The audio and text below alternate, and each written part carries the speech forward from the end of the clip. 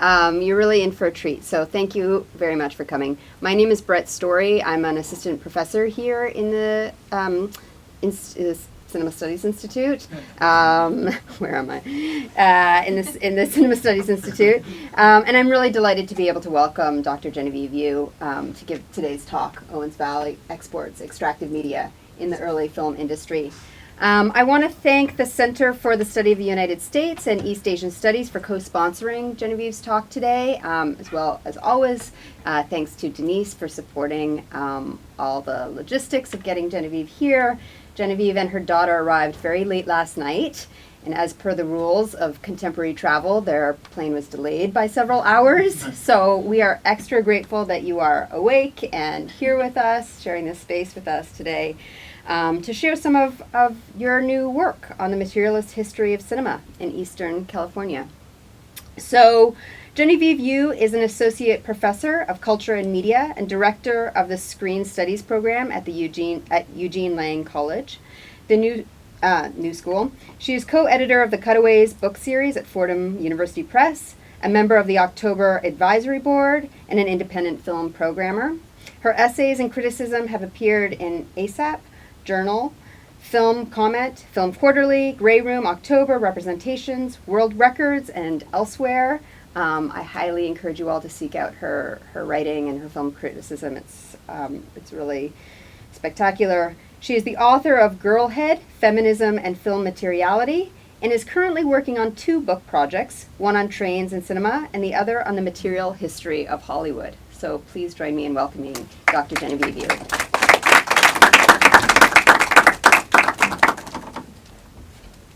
Thank you, Brett. Thank you, Denise. Thank you all for being here. It's good to be back. I'm going to be talking about a bit about my new project, or newish project, about thinking about material history, geography as it relates to the film industry. And you're going to see some photos that were taken by a professional photographer. This is because I wrote a kind of more narrative, memoirish version of this talk that was published in Mubi Notebook before we were boycotting Mubi, but this is published maybe a year ago. And I had gone to the Owens Valley myself, and I thought I had taken like very nice photos on my phone, but then they sent out a photographer, and he had a drone, and the images are really cool. So I put in a bunch of Cody's photos in because they're gorgeous.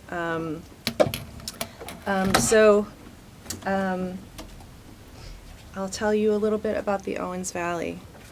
So I came to the Owens Valley because I had read about a group of Chinese miners, by various accounts ranging from 8 and 30 in number, who had died in a mining accident at Cerro Gordo in the early 1870s. And I was interested in finding a connection between the miners' labor and the foundation of the film industry in Los Angeles. Through the silver that was hauled down the mountain, the water supplied from the diverted Owens River in what became the Los Angeles Aqueduct, to the metropolis that was built from these resources, as well as the nearly 400 films that have been shot in the region. I wanted to trace the entangled journeys of what I saw as the valley's 3 major exports: silver, water, and film image. So when we approach film history at this point, it's largely as settled fact, a story of pivotal technological developments, canny entrepreneurs, heterogeneous audiences, industrial expansion, and an increasingly sophisticated system for conveying information and meaning. We're very familiar with major styles, directors, countries, other landmark achievements of the form, even if there remain debates in film and media theory as to the medium's ontologies, qualities, and capacities for representation. The coherence of this history can sometimes have an isolating effect. Film studies becomes a scholarly site with its own aesthetic formations, its own corner of history. So in conducting a material history of film, I'm aiming to connect this history of film to broader socioeconomic currents of the time. And I want to posit that these are sometimes less obvious than one might think. They're even hidden, and this is something I addressed in my book, Girlhead, where I tried to uncover attitudes around gender in film production in spaces and practices outside of representation as it is typically conceived, i.e. When it reaches the screen. So again, my emphasis here is material, as with my book, but this time informed by critical geography, which treats the land as a result of human development and activity. Following scholars like Ruth Wilson Gilmore, Nicholas Blomley, and other geographers, I approach the concept of land as a social relation, something that people make public or private claim to. As Blomley notes, the social aspects of territory and property are not intuitive. He writes, quote, "Property produces territory, polices its borders, frames its identities, and organizes its habits. Such territorializations, in turn, serve to materialize property in the social spatial world, while also obscuring many of its powerful relational effects." So in the case of the Owens Valley, as elsewhere, the attitude toward the land since white settlement has been explicitly extractive, with severe ecological consequences. In the 19th and 20th centuries, the resources of the Owens Valley were removed and shipped the 240 miles to Los Angeles. These included stores of silver and zinc and water from the Owens River, which is a tributary of Mono Lake, and the Sierra Nevada waters that flow into it. The material effects of depletion are most apparent in the dusty remains of Owens Lake, which dried up as a result of the construction of the aqueduct, and the surrounding area became the United States' largest man-made dust bowl. But even barren land can become a resource. Beginning in 1919, Hollywood Productions arrived in the Alabama Hills, a rugged shelf of granite named after a fallen Confederate warship. This became a stand-in for the American frontier, alien planets, and foreboding Asian deserts. And in 1942, the dry, windswept site of Manzanar, which had once been an orchard until the city of Los Angeles diverted its water in the 1930s, became the first and largest of a network of what were called war relocation centers built to house citizens of Japanese descent. The human story mirrors the ecological one. Chinese miners, indigenous mono farmhands, and Japanese internees were all treated as material, undesirable but necessary workers of the land.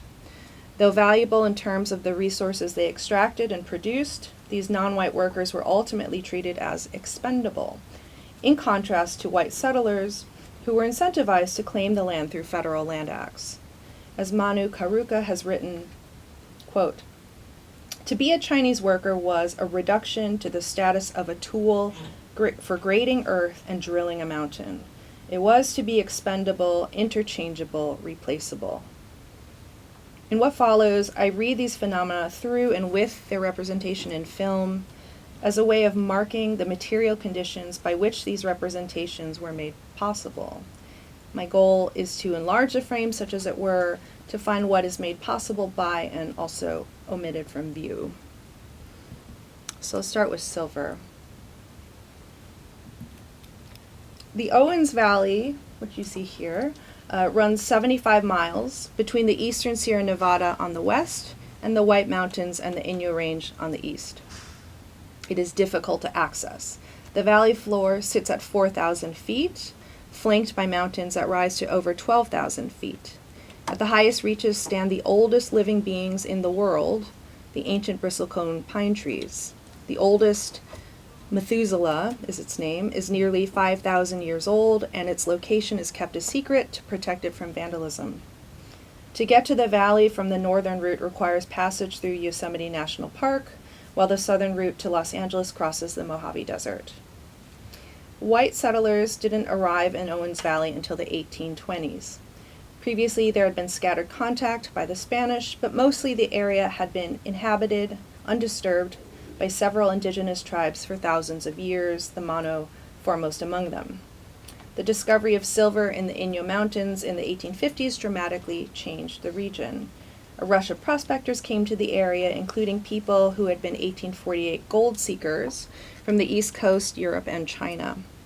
Towns sprung up as supportive infrastructure for these new mining claims, Bishop and Lone Pine being the largest among them. Bishop's up top there and Lone Pine's down there. None of this settlement came easily. The U.S. Army warred with Mono tribes from 1862 to 1865, declaring the site of Fort Independence on July 4th, 1862, and maintaining a military presence there until 1877. Near the site of the original fort, the town of Independence was established in 1865 and became the county seat the following year. These battles for independence, of course, were waged not against an occupier, but to expel the native population, who, after the war, either moved out of the area or onto a series of reservations.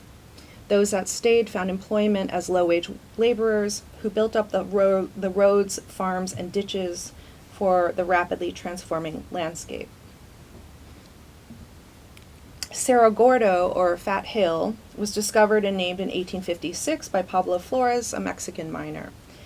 At its peak in the 1860s and 70s, it produced an astonishing $10 million in silver, with anywhere between 800 and 1,000 men toiling on the hill. And this was the largest silver mine in U.S. history. After collection, the silver would be smelted and poured into ingots, like you see here, then transported down the Yellow Grade Road, which is a drop of 4,000 feet in elevation.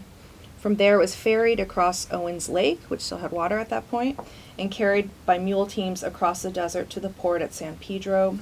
Then it was shipped to San Francisco and is eventually sold to the U.S. Mint. It is highly likely that some of the silver from Cerro Gordo made its way to the Eastman Kodak Company in Rochester, New York, and into the photographic plates and later motion picture film that they produced en masse starting in 1881.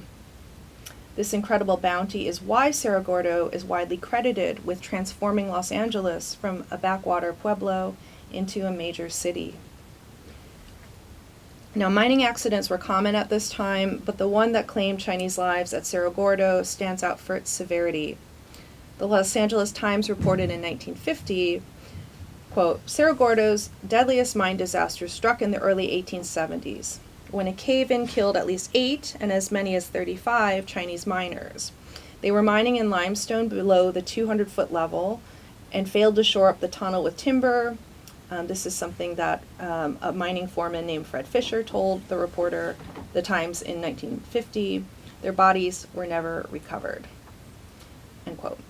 The precise number of victims is hard to verify. There are no corroborating reports in the local newspapers of that time. Perhaps this is the same accident that was reported in the Inyo Register in 1897, so 20 or more years later, a single sentence noting the death of 2, quote, Chinamen caught under a falling slide of rock, and their bodies have not been recovered. When I went to Cerro Gordo, the 2 people in the visitor center knew of the accident, but none of its details. To be fair, they had only arrived on site the previous day, and they were only planning to stay a week or so as they continued their rock climbing trek across the southern United States. But the site's general manager would know, one of them assured me, though he was busy overseeing the construction of a music studio for the owner's singer-songwriter girlfriend. The site had been purchased in 2018 by an influencer named Brent Underwood, who posts YouTube. You can go to his YouTube. It's he has an account called Ghost Town Living, and he is working to transform the site into a tourist destination. And I just saw on Instagram, he just completed the reconstruction of it was called the American Hotel. So you can go. Anyway, Brent was out of the country at the time, but the general manager, they told me, would be back in an hour. I was welcome to take a look around in the meantime. It was late May. The air was still very brisk on top of the hill, and the remains of Owens Lake glittered distantly below. The main building was part general store, part museum. There was an incredible amount of dust, unsorted mining tools, weapons, photographs, and frankly, junk. The first room included a framed picture of the 18-wheeler that the past winter had successfully driven a 40,000-gallon water tank up the grade. This is, to me, an incredible feat, because I was in a little SUV, and I thought I was going to die. I thought the car was just going to go over the cliff, and I couldn't believe they had this gigantic, big rig basically go up the hill. They were very proud of it, too. In the second room, there was a vitrine displaying various small items. On one shelf, there was a chipped teacup, cigarette cases with faded Chinese characters, and 2 Qing Dynasty coins. This was all I could find of the Chinese who lived and worked here. At the Eastern California Museum Archive, too, I could only find suggestive traces of the Chinese population at Cerro Gordo. 2/3 of the miners were foreign-born, I knew, and in addition to the Chinese, there were Mexican and European immigrants who toiled in the mines. In the manifests of the stagecoaches that traveled up and down the yellow grade, the Chinese were more likely to be named Chinamen than by name, and rarer still was the occasional China lady or China woman. Where there were names, Cantonese ones were the most common, suggesting that the Chinese miners at Cerro Gordo were part of the tremendous wave of Chinese migrants that came from the sea counties of Guangdong province in southeastern China, and who by the late 1850s accounted for 10% of the population in California. And these were the founders of the Chinese diaspora in North America and Australasia. Though I have yet to find any specific account of Chinese life at Cerro Gordo, social relations likely mirrored those down in the valley, where they kept to their own separate Chinatowns when not working as cooks, launderers, and merchants. In an era of rising anti-Chinese sentiment, marked by the 1882 Chinese Exclusion Act, the Chinese of Owens Valley were regarded with open hostility, more reviled than any other ethnic group. So, one ad from 1886 in the Inyo Independent puts it very bluntly. I'll read it, I guess. White people wanted, it says, with the qualification that, quote, Negroes will be employed at once in preference to the Chinese, the people want to get rid of these pests, end quote. As historian John Walton describes, quote, defenseless Chinese thus provided a convenient focal point for free-floating anger. The nature of Chinese representation in local newspapers tells us more about their social standing. They do not appear in wedding notices, holiday festivities, or other social events that occurred in the valley. They were instead the subject of jokes and racist fascination, including this very bizarre article that described a fad of touching a Chinaman for good luck, a practice evidently imported from New Orleans. The mostly bachelor population of Chinese, which was a result of the Page Act of 1895, which specifically restricted the immigration of Asian women. These men were regarded as having what May Nagai calls a normative queerness. They were feminized, to be sure, because of their willingness to do gendered work like cooking and laundering, but also they were altogether alien and vaguely feudal, as though they had traveled from some distant past, as indicated by the common nickname Children of the Celestial Kingdom, or just Celestials. Most often, though, the Chinese are mentioned in connection with crime. Whether involving cases of white or interracial violence, they were frequently scapegoated as perpetrators, hence the origin of the term a Chinaman's chance in reference to a court of law. This reflects the economic scapegoating that formed the basis of what was known as the anti-coolie movement that led up to the series of Chinese exclusion acts between 1875 and 1882. Anti-Chinese sentiment grew across the political spectrum, including nativist groups and labor organizations, both of whom accused the Chinese, who were willing to work for cheap, of taking away jobs from other groups, including European immigrants and low-wage white workers.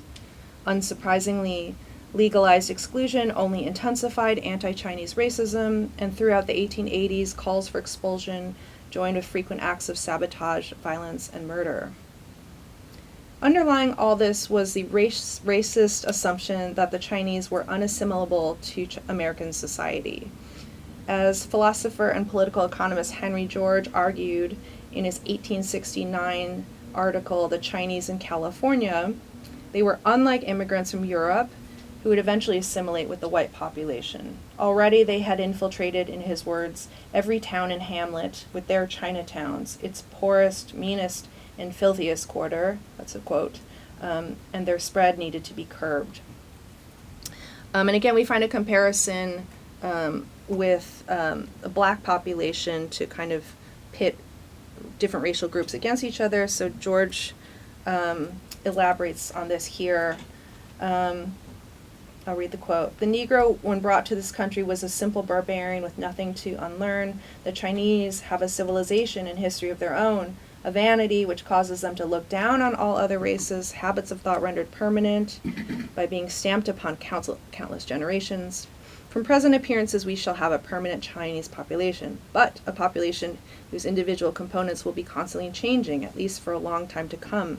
A population born in China, expecting to return to China, living while here in a little China of its own, and without the slightest attachment to the country. Utter heathens, treacherous, sensual, cowardly, and cruel." So George is fixating on the deceptive character of the Chinese, as he sees it, in a line of argumentation that will continue throughout the history of Asian and Asian American relations. In an additional quote from that article, he says, "To a certain extent, the Chinese become quickly Americanized, but this Americanization is only superficial. They learn to buy and sell, to labor according to American modes, but they retain all their essential habits and modes of thought, just as they retain their cues." So this is a story we're probably very familiar with, Chinese coolies to Japanese automakers, even Olivia Rodrigo. Asians are skilled in the art of mimicry and therefore cannot be trusted. So back to Cerro Gordo. When the general manager finally came in, he pointed me to a place called China Row, which is the northern section behind the main building, unmarked. I hiked up the hill and looked into the small, densely packed plots along its slope. For some of them, there were stone walls that were still half built, many of them turned over to piles of rubble. I could see rusted out empty tin cans among the brush, artifacts, but from when? And what about the beer bottle shards, still sharp, or the shotgun shell casings that I only saw in this part of the camp and not in any other, not near the chapel, or the remains of an old smelter furnace, or the goat farm? This was a wasteland, a no place not meant to be visited except by people who wanted to be alone, a graveyard, but without a memory. I tried to imagine Chinese life here, and I couldn't. I thought of a bumper sticker that I had seen nearby at a place called Keogh's Hot Springs outside of Bishop. This is a place that had been used for gatherings for anti-aqueduct agitators in the 1920s. People celebrated the 4th of July there and had weddings. It is now a campground. And this is the car I saw in the parking lot. The bumper sticker was crumpled. The sticker assigned the blame. So free-floating hostility. Okay. Water. In her foundational analysis of the Asian American, Colleen Lai has observed that, quote, "the Asiatic is a figure for the unrepresentable." By drawing together the two most salient stereotypes of Asian Americanness, the yellow peril of Chinese coolie labor in the late 19th century, and the assimilationist model minority of the later 20th century, she identifies in these disparate forms an enduring, quote, trope of economic efficiency. What is figured as unrepresentable for Lai is the economic character of the Asian immigrant, a cheap and effective labor force that is both disposable and desirable, both necessary and threatening. For Home King, they are an enigmatic signifier, a stand-in for all that cannot be explained. And the stereotype of Asian inscrutability is central to her analysis of Roman Polanski's Chinatown, in which the Los Angeles Chinatown is made to signify all that is unexplainable. As go the famous last words of the film, "Forget it, Jake, it's Chinatown." Chinatown is loosely based on the construction of the Los Angeles Aqueduct in the Owens Valley.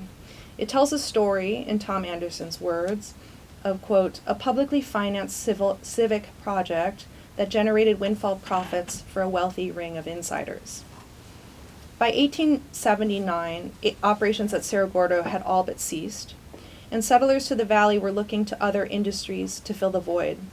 Over the next 2 decades, the region fell into a depression, and hope was found in federal reclamation projects, which promised to pour government resources into Western water. The Reclamation Act was passed under a progressive House of Representatives in 1902 with the backing of Theodore Roosevelt. But this too was dashed when the city of Los Angeles was able to successfully acquire, through no small amount of coercion and subterfuge, the same land that had been intended for federal irrigation. So then construction on the 240-mile Los Angeles Aqueduct began in 1908 and ended in 1913. It was an unprecedented feat of engineering, heralded by the Los Angeles Department of Water and Power as the, quote, aqueductorial equal of Caesar and his Roman aqueduct. To this day, the aqueduct still provides the city with 1/3 of its water supply. Like the Mana they had violently dispossessed a generation prior, the small farmers did not give up so easily.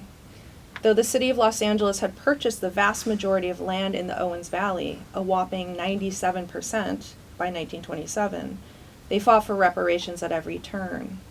When efforts to litigate against the city proved futile, they turned to sabotage, bombing the aqueduct at key sites.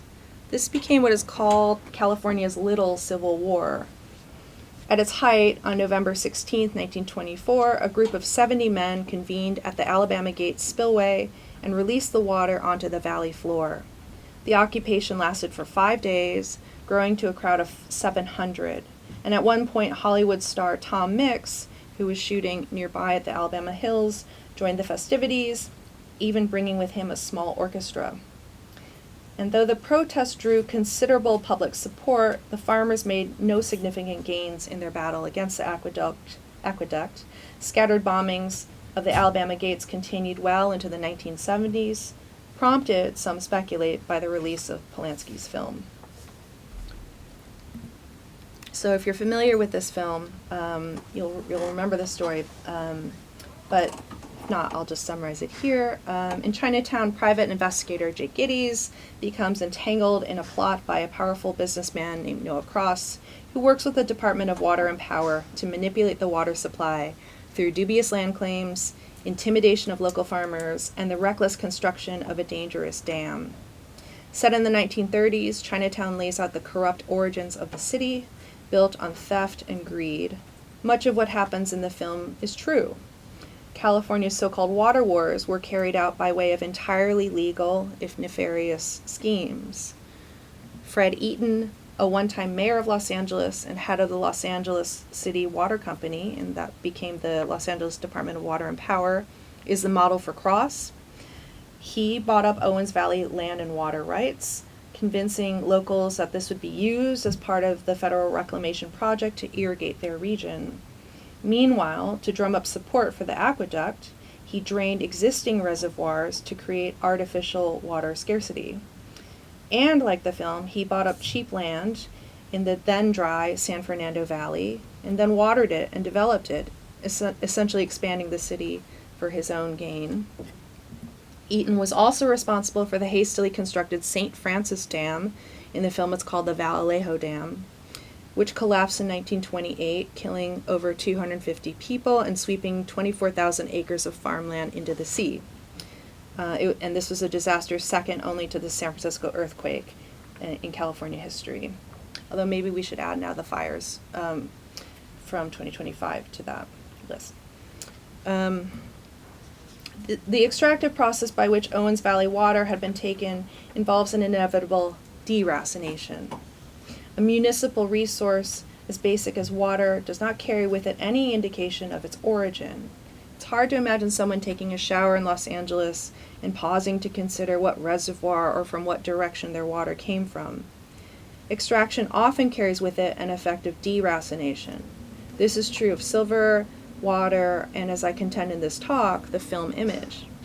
In all of these cases, the resource that is moved from one place to another, transformed from one use to another, loses the marker or character of its origin.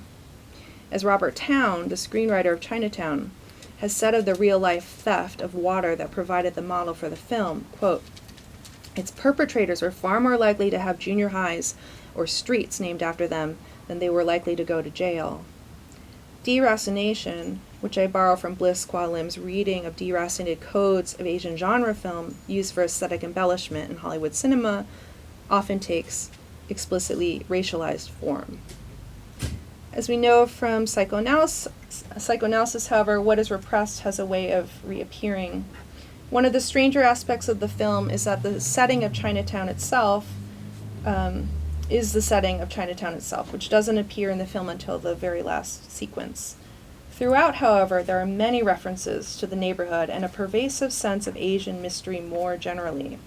For Jake, Chinatown is like a gravitational force that draws him inward, like water that flows from the mountains to the sea. The slightest mention of anything Chinese seems to catch his ears.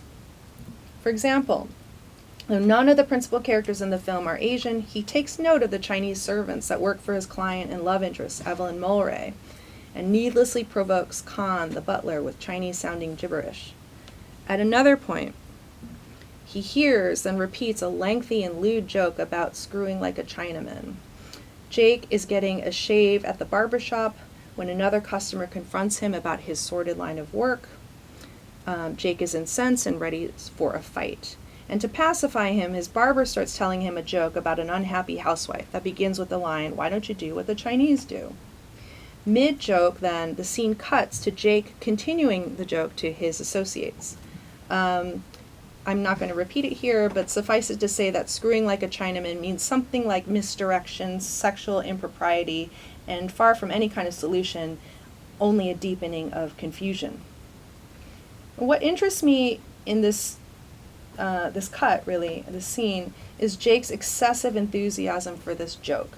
That it can stop him in the middle of an escalating fight. He seems to love fights otherwise. And that he insists on telling it, even as his associates look past him unhappily at the client who's just walked into his office. Under Jack Nicholson's bravado is something almost like pathology, potentially explained by his later admission that he used to work as a beat detective in Chinatown where something bad and never fully elaborated happened to a woman he was trying to protect. As King writes, quote, "Chinatown becomes a metaphor for something traumatic and sexual from a distant, perhaps repressed prior era, something that cannot be processed or consciously comprehended and that threatens to resurface in the present," end quote.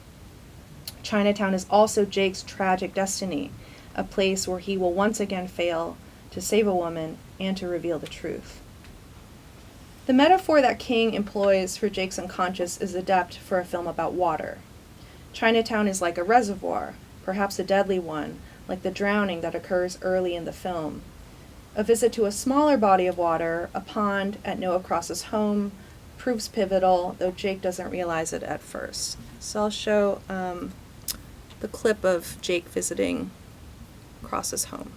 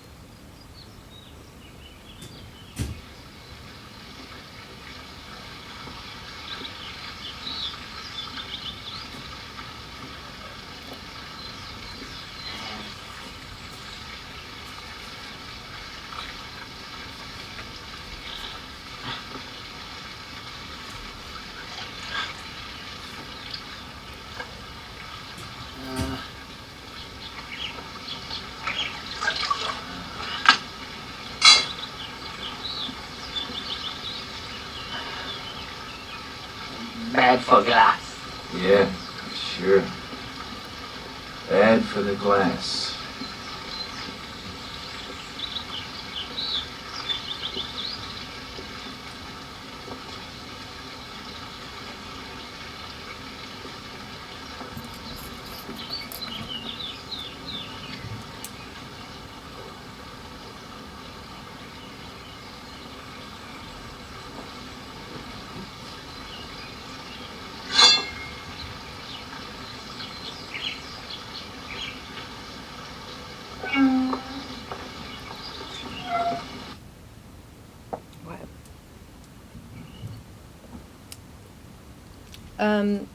So stepping into the backyard, what we see here, Jake watches the gardener. Can I get the lights up, please? Watches the gardener poke at the dark water. Bad for glass, the gardener says. Yeah, sure, Jake replies, bad for the glass. This plays like another bad joke. Glass, as we learn in the later scene, turns out actually to be grass, as in the salt water of the pond that is harming the grass, a fact which ends up being important to solving one of the film's crimes. Another slippage occurs here. Unlike the signifiers of Chineseness elsewhere in the film, the gardener is Japanese, played by Jerry Fujikawa. Intentionally or not, the film links the murky enigma of Chinatown to a related but separate ethnic history, that of early 20th century Japanese American agricultural workers in California, who were especially skilled in water cultivation.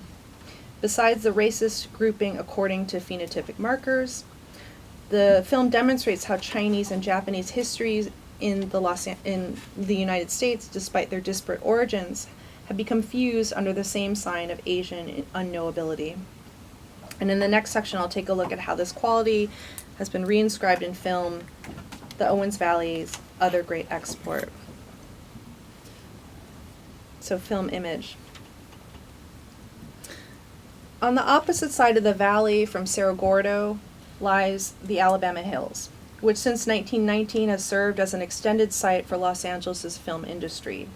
The mainstay here has been westerns, John Ford's How the West Was Won, Bud Bedeker's The Tall T, Joe Kidd starring Clint Eastwood, and Quentin Tarantino's Django Unchained, as well as television shows like Bonanza, The Gene Autry Show, and The Lone Ranger, among many others.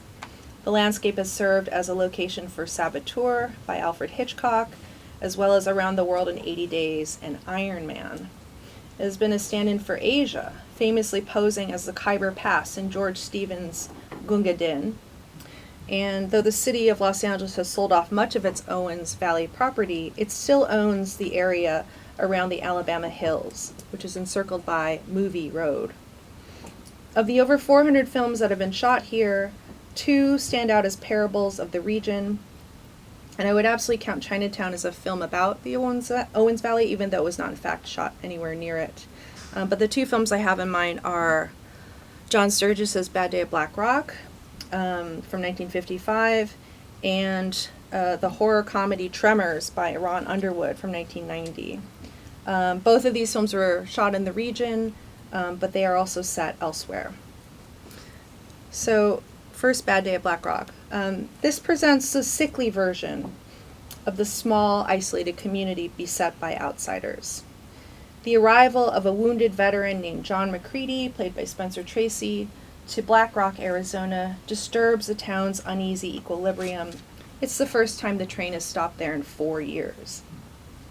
McCready finds a hostile community ruled by local tough guy Reno Smith, played by Robert Ryan, who rules over everyone, including a simpering sheriff. And when McCready reveals a reason for his visit, he's looking for a Japanese-American man named Komoko so that he can deliver to him the Medal of Honor earned by his fallen son. Smith's intimidation turns violent. McCready, however, persists and drives out to the place where Komoko once had a farm. And this site was filmed in the Alabama Hills, in front of the same sloped rocks that appear in 2 John Wayne films. On the left as a Texas ranch in King of the Pecos, and on the right as a North African desert in I Cover the War. When McCready arrives at this site, he finds no home, but charred and fallen beams and a burnt-out chimney. On the ground, he finds a smattering of wildflowers, which he takes as a sign of a burial. No grave marker, no name, no memory, but a body somewhere in the dirt. It doesn't take long for McCready to uncover the town's terrible secret. 4 years prior, Smith had rented a plot of land to Komoko, who had recently been released from a Japanese internment camp. Like many Japanese-American farmers, Komoko had found water where Smith had assumed there was none. And fueled by nativist rage, Smith murdered Komoko and set fire to his home, aided by the other men in town. There's no doubt that the film crew for Bad Day at Black Rock drove past the barracks of the Manzanar War Relocation Center, the only structure on the road between Independence and Lone Pine. Yet there's no hint of this site, even though it is conceivable that Komoko could have been interned there. Once you start noticing things that aren't present in the film, more emerge. Komoko, for instance, never appears, and neither does his war hero's son. Instead, his legacy is fought over by the white residents of this town, the narrow-minded isolationist past represented by Smith, and the pluralistic liberal future embodied in McCready. As with Chinatown, Asian characters are only important for what they allow white characters to do and feel. Okay, Tremors. This is the utopian version of Black Rock's plight. In this film, the small, quirky town of Perfection, Nevada, is inundated by 3 giant subterranean worms. I can't confirm this, but I think they're Asian. This is because, like Komoko, they are adept tunnelers. The creatures efficiently stalk their prey before bursting through the surface of the earth to devour them, and Komoko digs a well 60 feet deep to reach water. Both Asians and worms are regarded as invasive species from elsewhere, treated as sub or inhuman and unwanted. More importantly, both films are organized around the expulsion of the foreign element, an act which consolidates the community. This mirrors anti-Asian policies of U.S. immigration and property ownership, where internal economic strife finds a scapegoat in a racialized other. In Bad Day at Black Rock, Komoko's murder draws together the townspeople in a circle of silence and complicity, ruled over by Smith. In Tremors, meanwhile, the film ends with the survivors, all of them white, crowded together on a single gleaming rock, an island within an island. Now, Perfection, the town, wasn't always completely white. Before everyone took refuge on the rock, they gathered at Walter Chang's Market, a general store offering video rentals, shotgun rounds, and bottles of Pepsi. Besides Chang, played by Victor Wong, there's a pair of cowboys who we meet as they plot their escape from the dead-end town, a newly arrived geologist/love interest, a survivalist couple including Reba McEntire, a hippie mom and her daughter, and an irritating teenager who by all rights should have been eaten. Chang, who you see here, is regarded warily by the others. When the cowboys discover a dismembered worm tentacle under their pickup truck, Chang offers them cash for it. Thinking they've made a good deal, they then become miserable when they see Chang set up a makeshift photo booth to sell souvenir photographs with the tentacle. The worms and Walter fit into 2 dominant stereotypes of the Asian immigrant, yellow peril and model minority, or what Iyoko Day describes as, quote, complementary aspects of the same form of racialization, in which economic efficiency is the basis for exclusion or assimilation.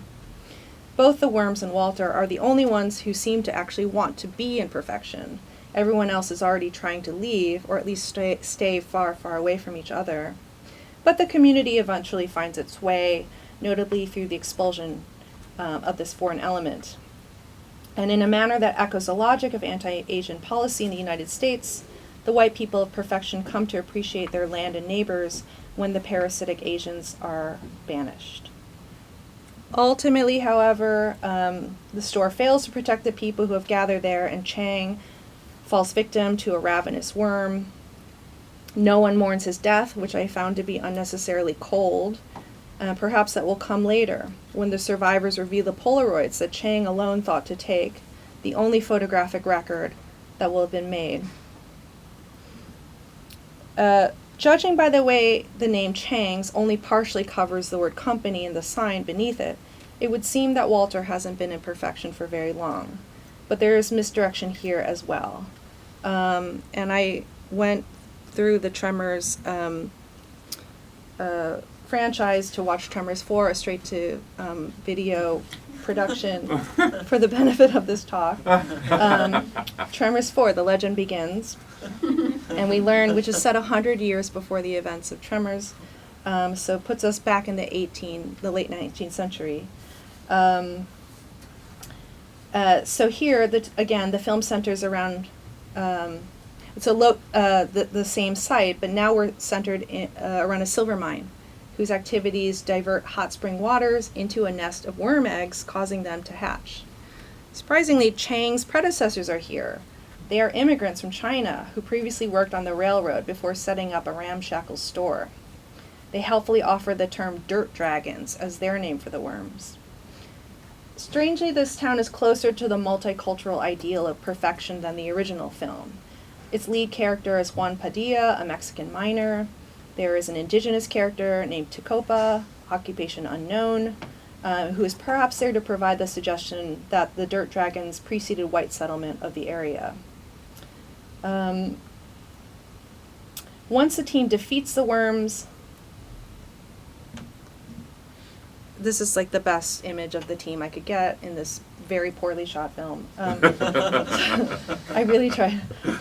Once the team defeats the worms, they make a pact to hide the fact of their existence, reasoning that no one would come to work to the mine if they knew the truth.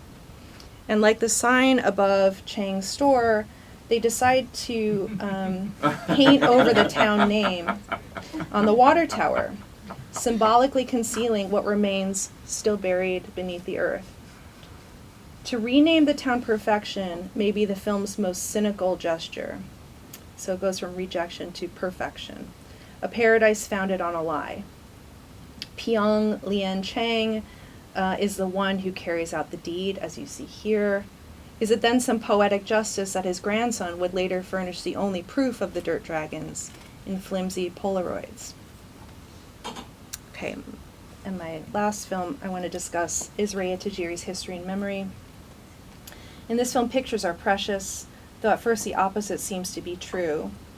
The documentary, which describes how Tajiri's parents were sent to live at Japanese internment camps during the Second World War, is a thicket of text and footage, from her sister's collection of movie star photographs to newsreels and propaganda films justifying the need for internment, to 8mm reels shot by internees who used smuggled cameras because films and photographs were prohibited. These, however, are only approximations of what Tajiri seeks, which is the experience of her parents during that lost time. She fits her family history to each piece of footage, which often means locating it just beyond the frame and finding what could have been her father and mother in images of other people. Among these images, Tajiri offers a more sympathetic reading of Bad Day at Black Rock. In voiceover, she says, quote, "Somehow I could identify with Macready's search. The search for an ever-absent image, and the desire to create an image where there are so few. Like Komoko, Tajiri's parents were sent to live at internment camps during the Second World War, and the ever-absent image is one embedded in an already existing one. It could describe any of the films I've mentioned here, where Asianness is evoked, but also elusive, often banished or buried. Tajiri makes these absences palpable by holding her parents' memories against the images that remain. Over documentary footage of a meal at the camp in Poston, Arizona, which is where her mother was interned as a girl, we hear her mother's voice as she watches the clip. So Tajiri is showing her mother the footage and they're talking. Her mother says, "I don't remember this." Like her daughter, she is also searching. Tajiri's mother's family had been sent to Poston a few months after the bombing of Pearl Harbor. Like all 10 relocation centers constructed in the American Southwest, Poston was hastily built on land that, if not entirely vacant, was not considered useful. At Poston, that was a converted section of the Colorado River Indian Tribal Reservation. And in an unfunny bit of historical irony, the federal government had once again seized land from indigenous people, and after the war, tried to offer the barracks back to the tribe. Manzanar, meanwhile, was built on top of a deserted orchard, which was the origin of its name. After the water wars killed off the apple, pear, and peach trees, the site lay fallow, but in 1942, it became the makeshift home to 10,000 Japanese Americans, 2,500 of whom were children. Manzanar was the first and the largest of the camps, and over the next 3 years, 125,000 individuals, most of whom were from California, would be scattered across the interior Southwest. Colleen Lai has argued that the mass internal deportation of Japanese Americans more than a response to the specter of the Asiatic farmer, also served economic interests. Though the alien land laws in 1913 and 1920 prohibited non-citizens from owning property, small farms run by Japanese immigrants nevertheless persevered and held a major share of California agriculture. Undoubtedly, dispossession was a major factor for the otherwise massive project of building camps and relocating this vast number of people. In History and Memory, Tajiri recounts how her father's home was gone when they returned from the camps. Whether destroyed or stolen, it was no longer there. Like Komoko, the internees found their way to water, building gardens and tending trees. At Manzanar, incarcerated landscape designer Kuichiro Nishi created Merritt Park, named for the camp director. It was a place of winding paths, wooden bridges, and a small pond. In History and Memory, Tajiri creates what she seeks, which is a memory belonging to her mother, one of the few that she held on to during her time at the camp. It's also about water. And putting herself in the role of her mother, Tajiri crouches down in front of a spigot of cool water to fill a canteen. It feels really good, she describes. So let's see a clip. My sister used to say how funny it was. When someone tells you a story, you create a picture of it in your mind. Sometimes the picture will return without the story. I've been carrying around this picture with me for years. It's the one memory I have of my mother speaking of camp while we grew up. I overhear her describing to my sister this simple action, her hands filling a canteen out in the middle of the desert. For years I've been living with this picture without the story, feeling a lot of pain, not knowing how they fit together. But now I found I could connect the picture to the story. I could forgive my mother her loss of memory and could make this image for her.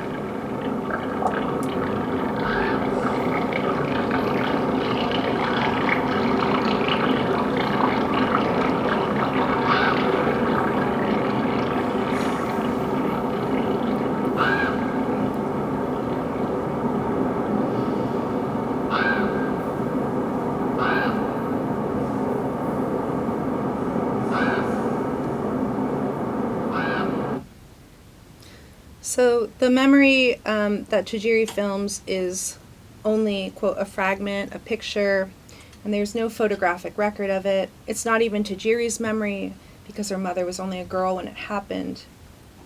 But even if Tajiri did not experience the internment firsthand, she feels the material and spiritual loss as it was written into her family's history. Quote, I remember having this feeling growing up that I was haunted by something, that I was living in a family full of ghosts, she says. I could remember a time of great sadness before I was born. And with this sadness, she creates images for memories that have no accompanying photographs. She describes these as gifts for her parents, who are named in the film's title. What I find remarkable about Tajiri's film is the way memory is non-possessive. Against Susan Sontag's assertion that there is no such thing as collective memory, quote, that all memory is individual, unreproducible, it dies with each person, Tajiri's memory is bound up with her family's experience. Where one falters, another steps in. Her mother shares a memory from her childhood, and so Tajiri recreates it. Her mother never saw the road to Poston, so her daughter films it for her. It is as if the chain between experience, memory, and transmission was open, like water, flowing from one to the other and in multiple directions. Tajiri's film becomes the occasion for enacting this living memory. It rejoins the origin with the deracinated trace. Manzanar today is a tourist site, and in fact one of the main draws of the Owens Valley.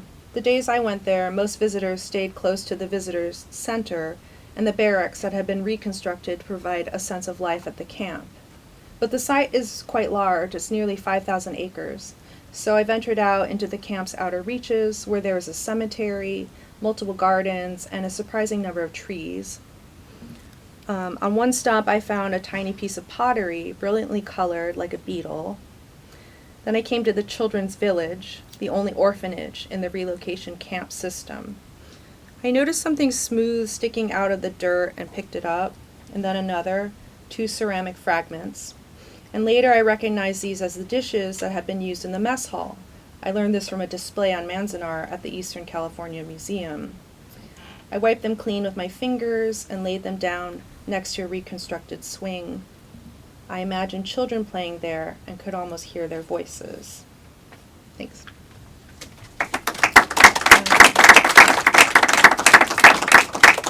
Happy to take questions, comments. We have lots of time, so yeah, please. Questions and comments for Genevieve. Thank you so much for that. Yeah.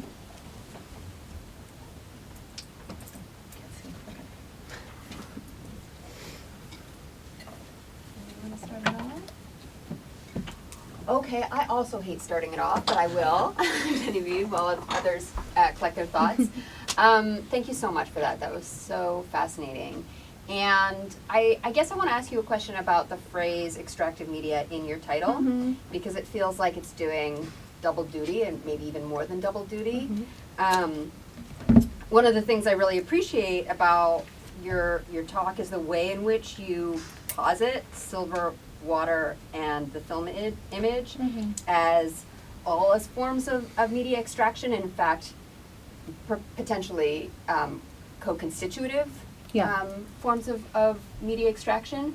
So I guess I want to ask you a question about whether or not, that's such a familiar phrase in media discourse, and especially popular media discourse, and I'm wondering if you could talk a little bit about what you're trying to do in terms of offering a geographic lens, a materialist lens on that phrase. Yeah, I guess, thank you for the question. I think I'm not a geographer or historian, but I was curious. So I went to this place just out of curiosity, and I found so many things while I was there, and I didn't realize that these stories of silver, water, and film, this location for the film industry all coincided in this one place. And I guess that became a kind of method or a model for how to a challenge for me to draw these 3 different really major resources together in a way that maybe tells us, in the co-constitutive way, tells us something about each of them.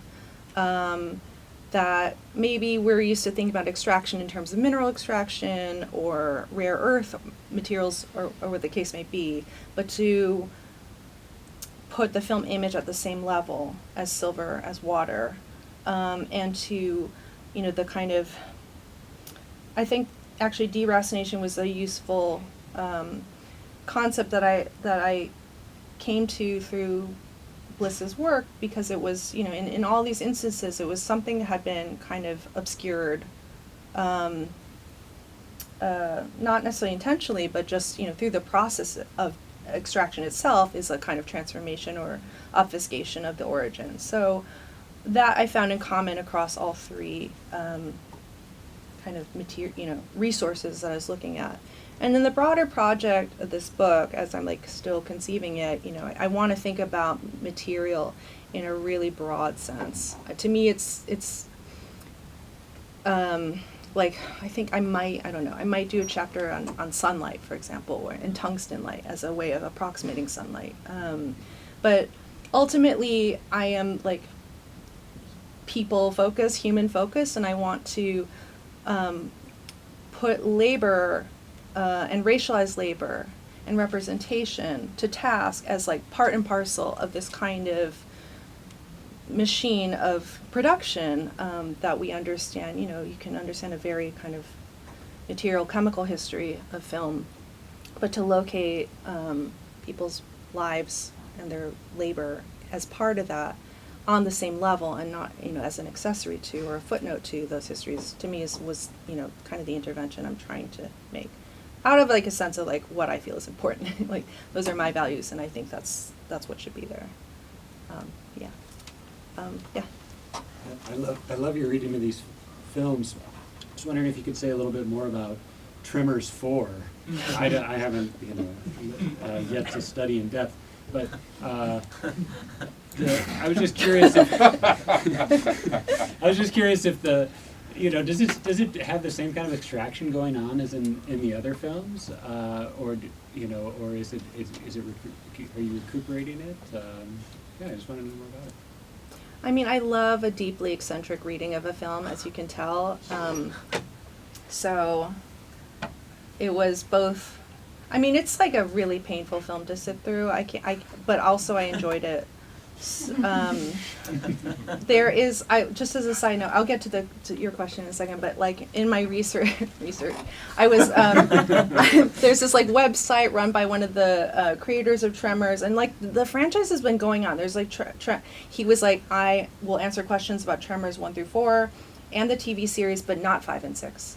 I had nothing to do with 5 and 6. And there's like a kind of like GeoCities aesthetic to, even though it's like maintained as of last year. The Tremors fandom lives on, and there are people who know so much more about Tremors. Maybe someone in this room knows more than me, and I don't mean to disparage your beloved franchise. I found Tremors 4 to be horrifically racist. In ways I didn't mention in this talk, but since race is, I mean, partly what I'm interested in and how race is integrated into discourses around, like, the activities that the film is less interested in, which is the mining and the running of a store. I don't care so much about defeating worms, but I'm interested in the human activity and the way that racialized characters are mobilized to participate in those areas. That's what's kind of fascinating to me. In Tremors 4, the character of Tacopa, and I don't remember the actor's name, really doesn't seem to do anything. Like, I don't know what he's there for. He's not mining. He's just kind of like hanging around. And as an example of the film's racism, there's a scene. So there's like a dime store, Indian wooden carving in the store. And one of the worms like attacks. It's like a cut, so it's attacking Tacopa the man. But then and then you think, oh no, they got our beloved Tacopa. But actually, then the worm spits out the dime store Indian statue, and it's like, oh, even this worm is like really racist. Like, that's just an example. Yeah, I mean. But I do, as like I think any film is eligible to tell us about something, right? About like how a place works, how industry works, how even in its very clumsy, racist imagination. Yeah, I could say more, but I've largely like repressed my memory of that movie, aside from what I did for this talk. Yeah. Yeah. Thanks for the talk. Yeah, I was just, from your talk, I was thinking about more this, semi-recent debate in film scholarship on space versus place, right? Mm-hmm. That for a long time since, the in the 1990s, that there has been a large swath, right, of scholarship on filmic spaces, right? Mm-hmm. Good example is, Praja Kumar's recent book. There's Juliana Bruno's 2002 book. Mm-hmm. But, also I forgot the year, but, Gorfinkel and John David Rose had this provocation, right? We talk about space too much. No, we should talk about places, which I think this project seems to be very, very invested in, right? A very place-based research, and not just abstracting things to a a type spatial, of place, spatial register. So if you can speak a little bit more about, how you think through these two categories, or like, and whether you think your research is also kind of thinking about these ongoing debates. Yeah, I mean, this is like absolutely a project about this place, the Owens Valley. It's not a project about, it's in as much as it relates to Los Angeles, but this isn't transportable, or it's not about silver mining elsewhere, or water, collection elsewhere, or shooting film elsewhere. And the specificity of the place is what I try to maintain because it's being deracinated in the sense that I like, so I don't want to like abstract further from that. So absolutely, I think the specificity of a place is what's crucial here. I mean, I think that's also hopefully apparent in my method, or the kind of research I was doing was just try to find names of people, and who lived in, specifically Chinese people that worked in Cerro Gordo, and just like the deep sadness I felt not finding hardly any record. The manifests, as I mentioned in the talk, because they had lists of everyone, all the goods that went up and down the hill, and who was coming, and I didn't mention like all the recognizable like Euro, like Anglo names, but then you would just see like Chinamen, and there was something about the kind of abstraction or non-specificity that was made to do some kind of kind of like a placeholder, that I instinctually just like rebuked. Okay. So, which is not to say like one cannot theorize about spaces, of course, and types of like, those are useful, but ultimately in this project anyway, it's about telling a specific story. And in our case, the story of Hollywood is kind of all of our story as well. So it does relate to that. James? Thank you, Genevieve. I love a talk where I have no idea where it's going to go in the best possible sense. That's my highest compliment. Thank you.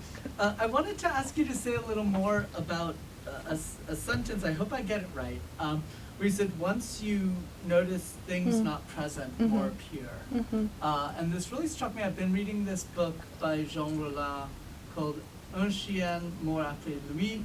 And in that, he says, he just comes across this passage where he's like, the stray dogs are missing. He's like, and once you start reading certain like literature of the 19th century, there are places where dogs should be and they are not. And this becomes a kind of like, for various reasons, I'm very interested in this problem. So I'm curious, like, to hear you say more about, and this is like genuine, just like, tell us more, please, about how you're kind of developing this as a method for doing this work. Because, like, we can think of like David James and that kind of work where what film studies does is looks at an image and then populates everything outside it, but proximate to it and has produced it. And I see that happening a bit. And what was the other, sorry, I'm looking at, and then Azulay, her recent work does something with, the absence in the image as well. I'm trying to have, and so I'm just curious to hear your kind of, how you're thinking and formulating what seems to me like a really interesting methodology for handling the image as an archive. Yeah. It's a good question. I'm not trying to force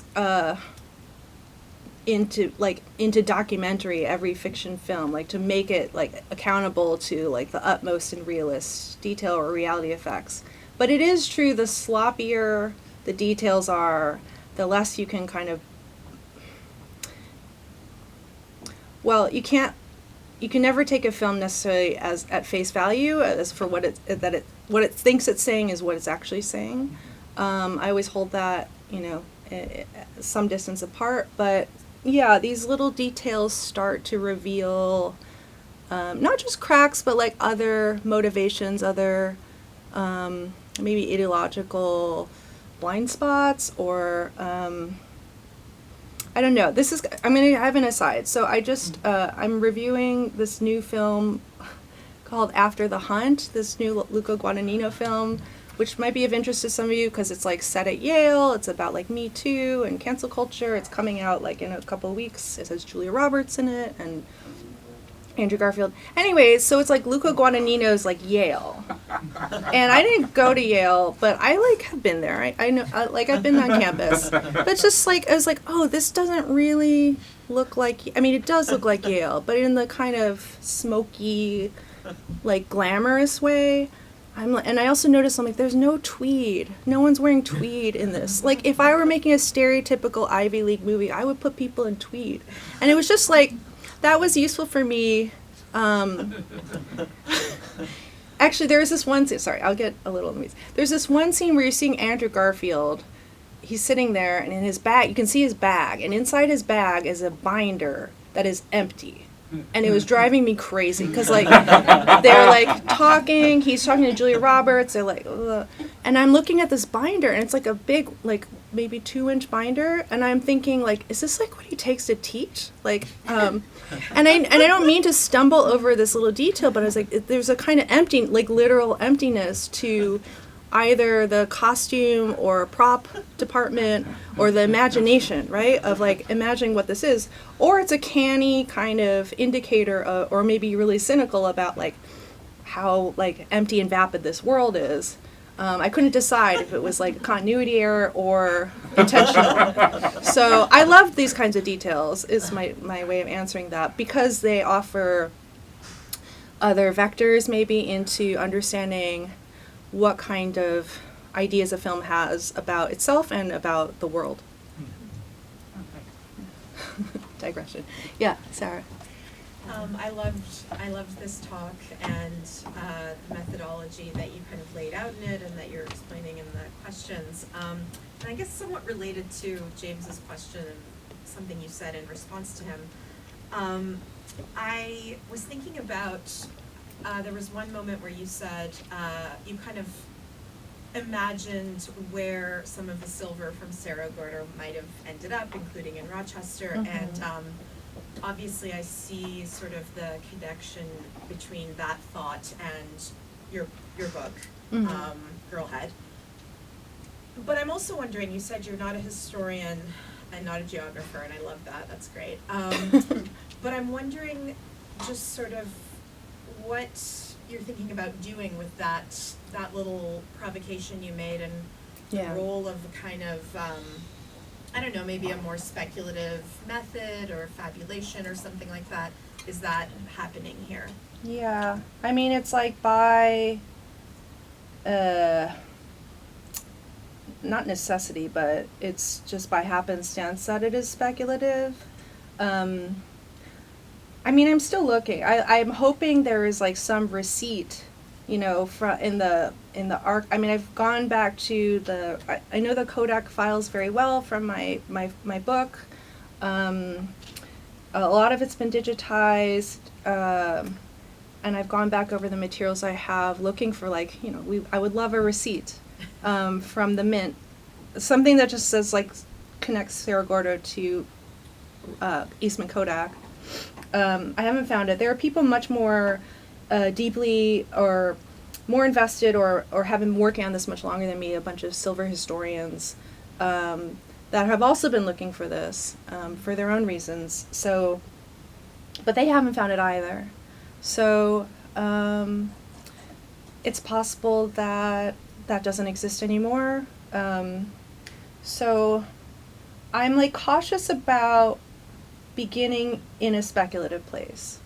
I would rather arrive at speculation after I've done some real digging, because I don't want to misrepresent. Of course, I mean, I just answered this question about specificity. Like, I want to stay, to some extent, I'm trying to uncover something about a place. I'm not trying to add to, like, distortions. I'm trying to make connections. So I don't want speculation to take me further away from that. But there is something provocative about like the missing piece or the lost trace that is also thematically kind of what I'm, like, how I'm threading things. But I'm feeling cautious about that, honestly. I would love a receipt. I really would. And maybe I have to go to Rochester again. And but I mean, I've been through those files. It's not. I feel like I know them pretty well, and I haven't found very much in that direction. But yeah, if anyone has any ideas. Yes? This is a wacky comment, but I just finished reading, in your invocation of silver, and I just finished reading the novel R.F. Kuang's Babel, which thesis is that silver, it's a historical fiction, and it upholds, that silver indeed upholds empire, right? And so and it kind of traces the traffic in silver. I know there's a specificity in place, but I think there's I implore you to read it. I think you get something out of it. Yeah. Yeah, I mean, it's so interesting. A lot of, like, American history is about gold, like the gold rush, gold seeking, and the establishment of the West in those terms. But for the film industry, silver is massively important, and for Los Angeles history, it's important. And so those are the kind of confluences I'm trying to trace, and they might just be near. They might not be directly impacting each other, but... And she uses fabulation to underscore the horrors of empire intertwined with silver. Yeah. It would be great for you to work with. Yeah, thank you for that. Okay.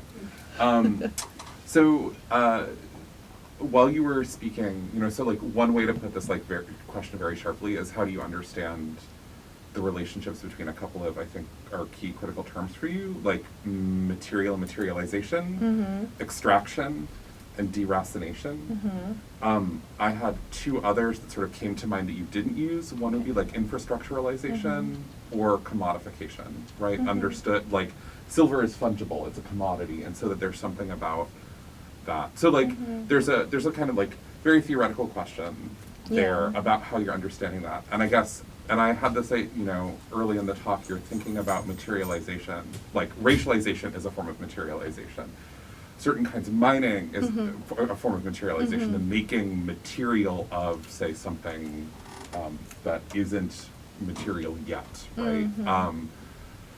And I had this picture of Heidegger and nature as standing reserve, and I was like, this is wrong. Like, this is not what Genevieve is talking about, right? Like, that there's this like highly schematic, abstract way of thinking about these processes of turning stuff into material, and that like maybe extraction is another name for that. So I feel like I was just like in that, like, we're definitely not on Heidegger land, and so and even to that, we may not like that the kind of emphasis on specificity and historicity in place may mean that actually operating at that level of abstraction is just like not what you're doing and not what you're interested in. You're not interested in developing an abstract conception of these things, which I think would be really valuable. And I was just trying to figure out how to orient myself inside of all of that. Yeah. And I was hoping you could just say. Thank you. No, I think, materialization, extraction, deracination, first of all, I'm trying to put those terms in, like, interrelation with each other in ways that, so they don't always, of course. But I think, to think about material, I feel like this is like a question on my book as well that I don't know that I answered very well. Reader number 2's demands, but I just do. One never does. I think of material as something that is treated as necessary to production, or either actually necessary to production, this thing can't be made without it, or imagined to be necessary to production. And the production for me is a film. So, but I don't always mean directly necessary. That's the thing that I think you're identifying, which is like not yet material or treated as material. I guess that's the kind of theoretical, the way that I'm approaching that. Because I think when we talk about materials for production, we are usually talking about fungible, tangible things, and we're not talking about race. We're not, or if we're talking about race, it's like in this many degrees separated. But I'm interested in what happens if that gets elevated to this thing can't be made without these Chinese miners dying in a mine. Like, what happens if you think about the film image that way? And I'm not saying, like, bluntly that, I did, but I'm not saying like there is a one-to-one correlation between that, but I'm saying that there's some aspect of this thing that we have inherited called film that carries with it a piece of that. And I'm trying to bring that into the fore. So I'm calling it material, maybe a bit clumsily, or like, I don't know how else to do it, but it's something about material just sort of like allows me to sort of flatten the terms across these different types of things. And I had to think more about extraction. I mean, I guess I'm like, yeah, I haven't quite put that together, except I'm just like reading a lot of stuff about extraction. I feel like it's very, there's a lot of scholarship on extraction, and it's been useful for me to think about, helps me to think about this moment in the late 19th and early 20th century, in view of the kind of massive kinds of different forms of extraction happening in the contemporary. So I don't know if that's going to end up being a very important part of this project, which seems to end up more and more specifically about a period, about the formation of the industry in its early decades. But I don't know yet. So that's like an open question. It does, does the way that that term is used in a contemporary sense allow me to think some different things about this interrelation between material, deracination, race, and the kind of, the materialization of non-material things, or things not usually considered material. But thank you. Yeah, thank you. That's really good. Yeah. Yeah, I have this question that's similar to Sarah's, which is when you introduced tremors and you talked about the 3 giant worms, you said, I can't confirm this, but I think they're Asians. Yeah. So I was wondering if you could speak more about like making a claim or a reading that you can substantiate, and yet you still want to because you can reap the benefits of and potentialities of that claim. Yeah, I mean, you can't substantiate. I mean, I guess that's what you can get away with in a reading. Like even if I went to the writer, the screenwriter, the creator, and said, I think your worms are Asian, and he said no, I could still say I still think they are. I mean, I think it's just like, what kind of work can I do with that? What does that allow me to see in terms of the way that this narrative is organized, who is valued as like the good characters, who are the bad characters, what the outcomes are, how, and I found it, the reason I kept that line, and it's always like a good punchline in this talk, but the reason I kept it is also because it allowed me to think about things around Asianness and I mean, they're not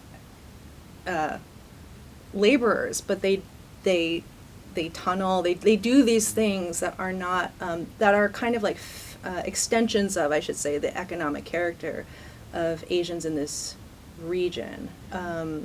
So that's what I found surprising when I did that thought experiment for myself of like, what if they're, I just seen Bad Day Black Rock, and actually I hadn't even thought about tremors until I went to this region, and there's this museum of, I forget the name of the museum, but there in Bishop in Lone Pine there's a museum of films shot in that region, and there was a whole Tremors exhibit, and I was like, oh yeah, Tremors, forgot about that movie.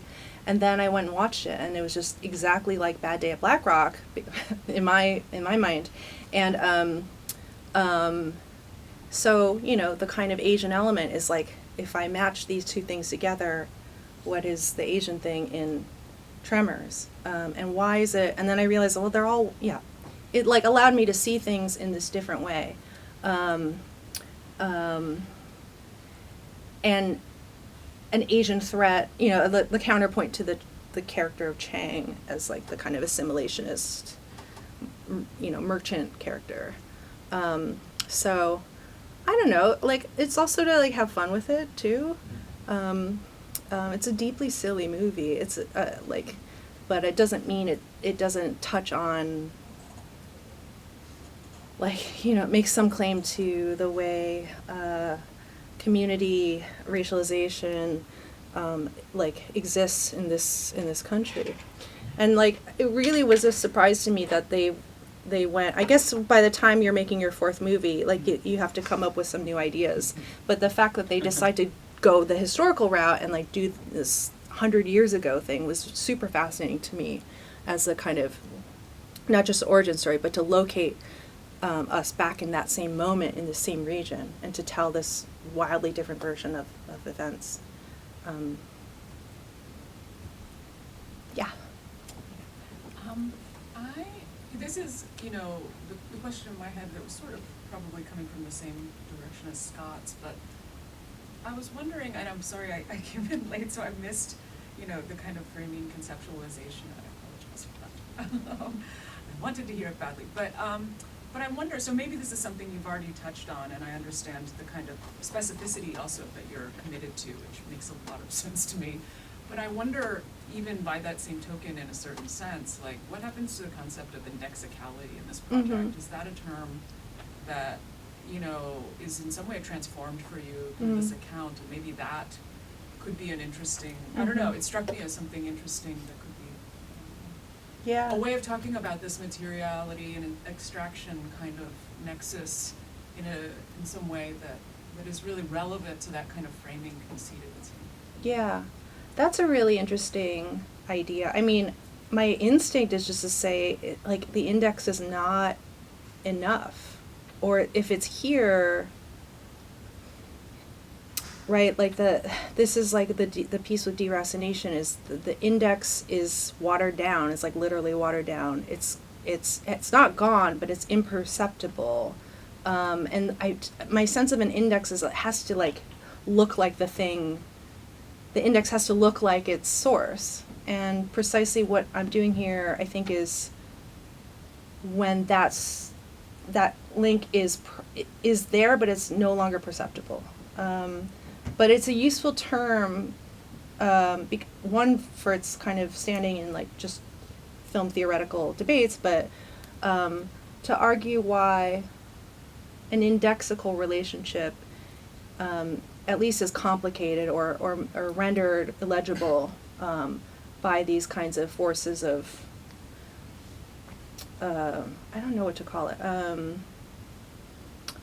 transmutation or, or something, or transportation, right? Just like literally moving something from one place to another.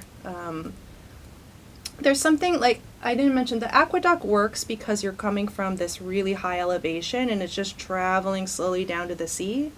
It is kind of amazing, but there's like a passivity to that I find really interesting. So these processes of transformation are not necessarily like active scrubbings of history, right? They're just a gradual or passive result of how time and like things move and change.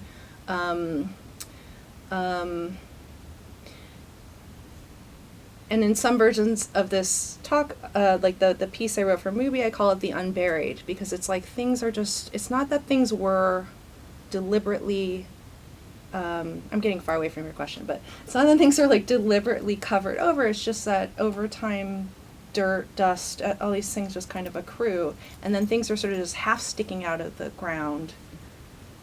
Bodies are there, they're still in the earth, they just haven't been retrieved. It's just, there's this way in which I want to contend with that. I don't know what to name that force exactly, but that there is just like almost some minimal effort of retrieval to link them together. That they're all available is what I'm saying. At least to identify like where they're coming from. That's a bit jumbled, but I think it is, yeah. The index is like just not a clean index here. Maybe we'll take one or two final questions. I see two. Oh, I see three hands. How do you feel Everyone about has three? a question. Okay. I'll take three. That's fine. But what, should we do three in a row and then I'll answer them? Sure. That sounds great. That's the Park Slope Food Co-op thing. Great. You've been. So I'm curious, what do you think about the idea of landscape? And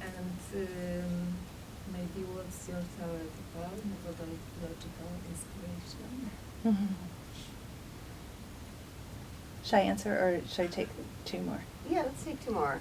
And you Okay. can give a long answer. I'll give a really long answer. Okay. Yeah. I'm sure, like a lot of people, I had Brian Jacobson's new book in mind when I was coming in. But what I was actually thinking about during it was the more recent piece on Evil Does Not Exist and Downstream, and thinking about all the ways in which that word is operative in your talk here, right? That might be the word. Yeah, so there's something going on upstream, right? And then you see the effects of it. And this also, to me at least, and I think this links up with what Megan just asked about the index of, like, it's a problem of representation, right? Where what's happening up there can't be represented because you're only getting this kind of downstream version of it. So I'm curious if that, and I'll stop there. Yeah. That's great. And I think there was a question in the back. Yeah. Thank you so much for the talk, and also for Girlhead. Thanks. I was wondering, I was just thinking about the various like local museums and heritage sites that you visited. And I was wondering if you could just talk a little bit more about the state of public history in Eastern California. Because I was struck by how so many of the experiences you described sounded like that day at Black Rock, that those traces were there, but you had to dig for them. You know, there was the backlog with the shells and the ceramics that are at the edges of the site that but perhaps aren't being interpreted. Yeah. So if you could say a little bit more about those experiences. Yeah, thank you. Okay. I'm just gonna go, I guess, in order. Method is like very simple for me. This is a project that I would not have been able to conceive of without Tom Anderson's film Los Angeles Plays Itself. That is like a deeply important film to me. And at some point when I had some amount of this written, I felt brave enough to send it to Tom, and he wrote back and he said, I disagree with you about Chinatown, but I love the Owens Valley, and that was very gratifying to me. But the way that he especially is reading the image with the city, with its spaces, with its history, as not just representations of, but things that are directly entwined and important there. That's an easy question, the method one.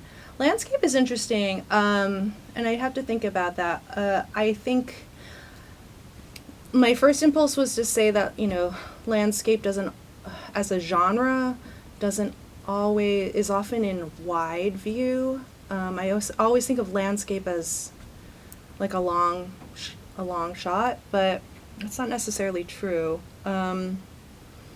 So a film that just came to mind, and I may write about when you asked the question, was Leanne Schmidt's film California Company Town, which does landscape with history, right? It shows the kind of, and maybe this is the upstream downstream question as well. It moves in, if you haven't seen it, it's reverse chronological order of company towns in California. So it starts, probably a mining town that's just basically just scrub or dirt, and ends up in Montecito. Not Montecito, what is it? Ugh, I'm really tired now. Silicon Valley. And Cupertino is the word I was looking for. It ends up in Cupertino. So it's moving through these company towns. It's making a kind of connection between the way the land has been used and the people that have lived there. But as it moves through the present, so you see these kind of mostly abandoned spaces, and then the kind of verdant, lawns of apple. And so there's something about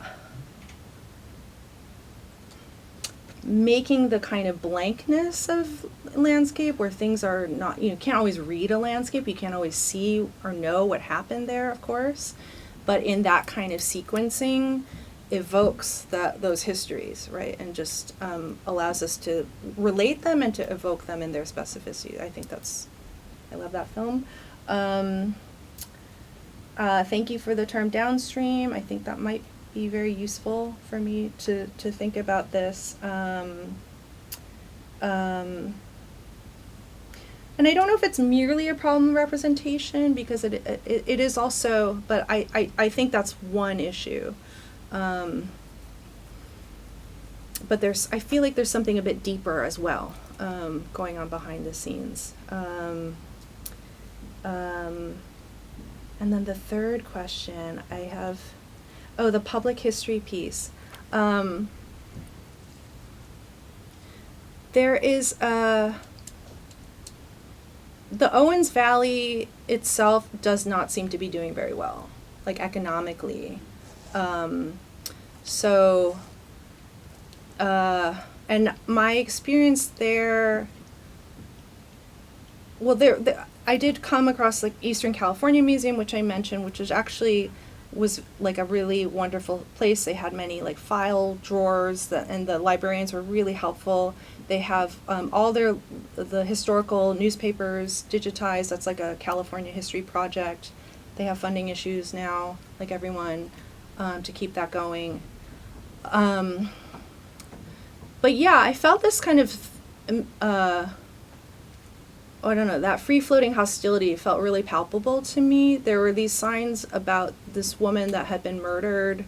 When I got there, they're like, on it, like, I know it's just in my mind. It's not in the talk, and it's not in my movie piece. But I just was thinking about this single mother that was murdered, and there were signs everywhere saying like "Justice for Dorothy," and that was really like kind of disturbing to me. And there was just this kind of forgotten quality to this place, and there are a lot of visitors. There are a lot of hikers coming through. There are people who are coming to Manzanar, but at the same time, it didn't feel.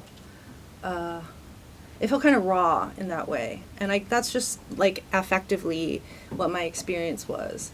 And it wasn't like I was the only Asian person there. There were plenty of Asian people walking around. It wasn't just that. It was just something about like an unresolved, maybe past or multiple pasts that was part of that place that really complicated, beautiful, ruined, messy place. Yeah. Can I impose, do you mind? I really just want to hear about your project on the railway from somebody who's really interested in cars, planes, automobiles, trains, et cetera, et cetera. Wait, the train book? Yeah, the train book. book. Yeah. Happy to talk about my train book. It's for my series, so I'm not editing myself, but I think it'll come out. It would be really weird if they rejected it. It's a feminist book about trains in movies. So it's from my series, so it's very short. It's like right now it's like 27,000 words. The idea behind it is, or the idea animating it is that trains and movies have this kind of like overdetermined relationship with each other. Especially film history, Lumiere, it's just a very long list. And also very kind of like masculinist view of like progress and linearity and, entering tunnels and things like that. So that was a citation. And my goal is to just sort of not expand, but just sort of seek out spaces of train scenes, train films, train shots that are like adjacent or against that kind of overdetermined quality. So there's a lot of scenes of, so it's not just like women on trains or female directors making movies on trains, but just scenes of contemplation, of stasis. There's a chapter on like infrastructural breakdown. There's strangers that remain strange, and not, don't become like your train paramour, things like that. So just kind of like playing with the motifs and finding these more, elliptical, stranger, eccentric, but also like kind of romantic alternative spaces. I'm really happy with the book. I'm not yet skilled in talking about it, but You may had so not much be fun. aware of this, but you just volunteered yourself to appear in my mobilities course. Great. Next time I offer it. This sounds so incredibly I have like exciting. I have a screening list ready to go. Like I want to do a film series with my trained book. I'm like really ready. Oh my God, you're speaking too much.